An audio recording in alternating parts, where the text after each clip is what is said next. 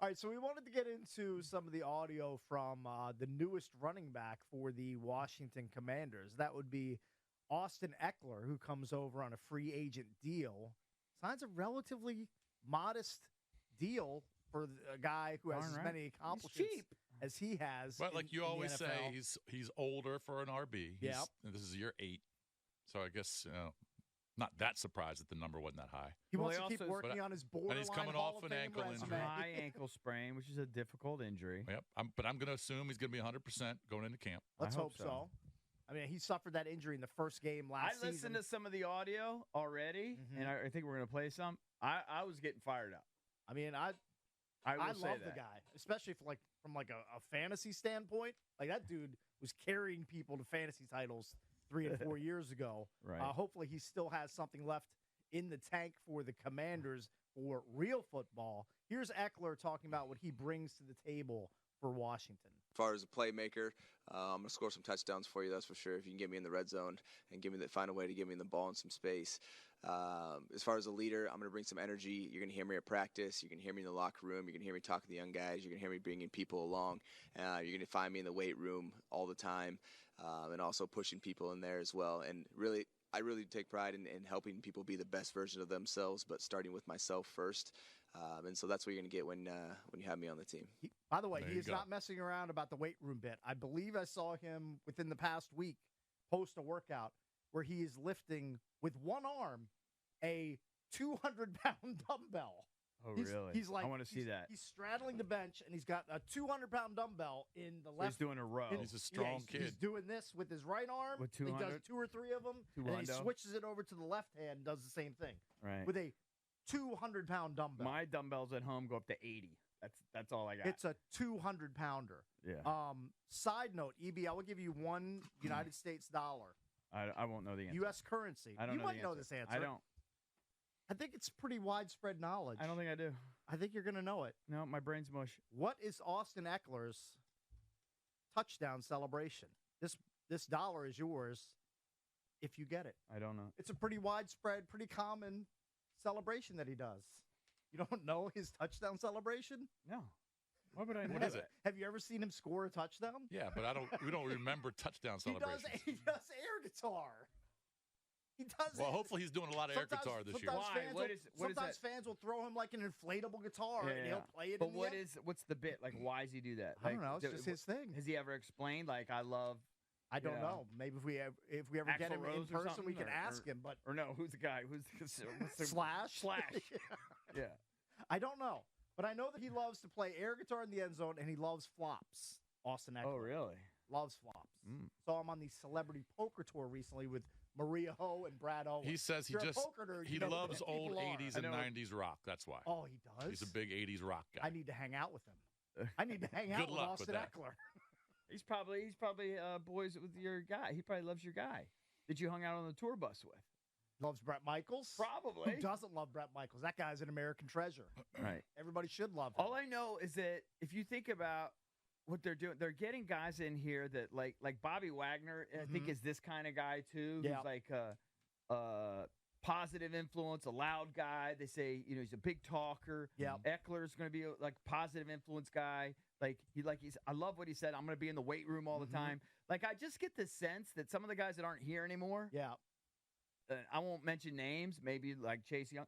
They like you won't mention names, but you mentioned one. They come in and they can't wait to leave. Mm-hmm. You know what I'm saying? Like they weren't supportive in the locker room. Well, not that they weren't supportive, but it wasn't their passion. It wasn't like I'm going to pump everybody up. I think there's other clips where he talked about that he really likes seeing other people do well. Maybe that's why they brought in Dante Fowler too. Right, guys like that. Yeah. That are well, I mean, if they're going to draft positive 9, they have 9 draft picks, right? 9 or 10. So you're going to have a lot of younger guys, including a young quarterback.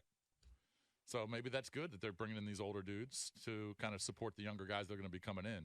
And not all of them are young. I mean, they got a couple of young offensive linemen, and Armstrong's not old, and Jeremy Chinn's not old. So it's a good mix. It's good to get guys that are like vocal like that. Because let's be honest. I mean, John Allen's a quiet guy. I have no idea what Payne's like, but we know John's Payne's quiet. pretty quiet too. It seems like Payne's quiet from the outside looking in. I don't know. I don't know. I like this infusion of It's personality. a good mix, I think. Hey, going back to Ekeler, first off, he doesn't know how to play the guitar. Okay. But they asked him if there's any song in particular that goes through his head when he's strumming the air guitar. He says, not exactly, but the one that has always stuck in my head before the game, so I guess it embodies me, is 10,000 Fists by Disturbed. Oh, can you play that? So we'll have to see.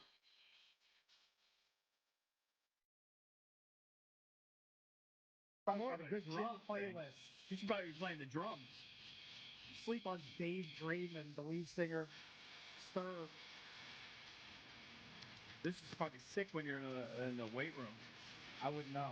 Right. So where's the weight room? And what's the weight room? So he's By the way, I think Austin Ekeler, I'm going to shoot my shot. If he ever wants to come out and play the Cakes Classic, he has an open invite. You have an that's open good. seat. See Anytime. that? Anytime you want. You Because he need does to. love flops. Now, he'd be playing for peanuts compared to what he's, No, but he just likes to play cards. Yeah, let's go play cards, hang out with some Do of you the think he local doesn't want to DJs. win like 10K or something, or whatever? What does first place get? Give me $5 or $6 grand. All right, yeah. I mean, he didn't sign the biggest we'll deal. round so it up like, to 10. certainly. Yeah. Open invite. he's got to be one of the better stories in the history of the NFL. Definitely. Based on the fact that he's Undrafted guy. undrafted. Yeah. And Where then did he play in college? Western West- Colorado. Yeah. He's a Colorado guy. I think he was born in Nebraska, but How Mhm. tall raised is in he? 5'9", maybe. 10, maybe 10. Is it possible? Because I know this guy was a lot smaller, but is it possible he could have the longevity of a guy like Darren Sproles or somebody? I think so. Maybe. I think So so. I don't think I don't Sproles think had nearly Sproles- the amount of carries. Sproles, that- yeah, he wasn't that like the he number had. one guy. No, but he was an impactful guy Yeah, for a long time. definitely was. Yeah, very quick. Let's hear clip number 2. This is Ekeler talking about being part of a two-back system. He won't be the lead back, but he'll be in tandem with Brian Robinson Jr. here in Washington. Yeah, it was just an opportunity, hey, to come in and be this backfield, back where I was feeling the best in my career, with Melvin Gordon and I when I was going through my first contract, and that really was intriguing to me, and just the philosophies, being in a room with Coach Lynn as well, as far as a running back coach. This man is an absolute guru, so just being back in a room with him, I know will definitely keep me focused, keep me locked in, and give me the best opportunity to push myself as a player, and so that was the opportunity and the environment I wanted to be in. Yeah, and if you're Anthony Remember Lynn, when before he got hurt last year, he had back-to-back seasons of first he had 20 touchdowns in Right. 21, Mhm. and then 22 he had 18. Yeah. I mean, he's a super stud if he's healthy. now he had Herbert thrown to him, Right. so we'll see. Hopefully, he puts up those numbers or close to them. I mean, if I'm Kingsbury, I'm gonna task Anthony Lynn with coming up with, 12 to 15 total touches per game for Austin Ekeler. Yeah. As long as he's healthy, that should be his role within the offense. Like, is he gonna have 20 touches per game? I don't think so at this point, especially with Robinson here. No, it sounds like Robinson's still going to be the guy, Yeah. and he's going to be more of a traditional third down back kind of guy. Mm-hmm. And effective in the red zone too. I mean, he talked about scoring touchdowns. He's Right. obviously has a nose for the end zone. The last clip, this is Ekeler talking about how he thinks the Commanders can compete early in his time with the team. I wanna hear We're it. in the business of sports, and in the business of sports, you're going to go through ups and downs depending on coaches and players and staff and support. There's so much that goes into the ecosystem of sports, and you're always trying to be the most competitive that you can possibly be and trying to sustain that for as long as you can. But unfortunately, as we even experienced last year with the Chargers, you go through some down years, and so you try to bring in a new chemistry, new players to try to turn it around, and that's exactly what we have going on here. And so I'm excited to do it. I've seen it done before with actually Coach Lynn as my head coach, where we made a couple runs to the playoffs, or a run to the playoffs, and so I know it's been done before. I've seen it. We saw it last year too with the Texans. How they went through their season and had a bounce back season. So it's been done before, and those things that have been done before can be done again. And so I'm looking forward to bringing some energy over here and getting ourselves on the right path. And it doesn't have to take long. So I think we can get something going this year.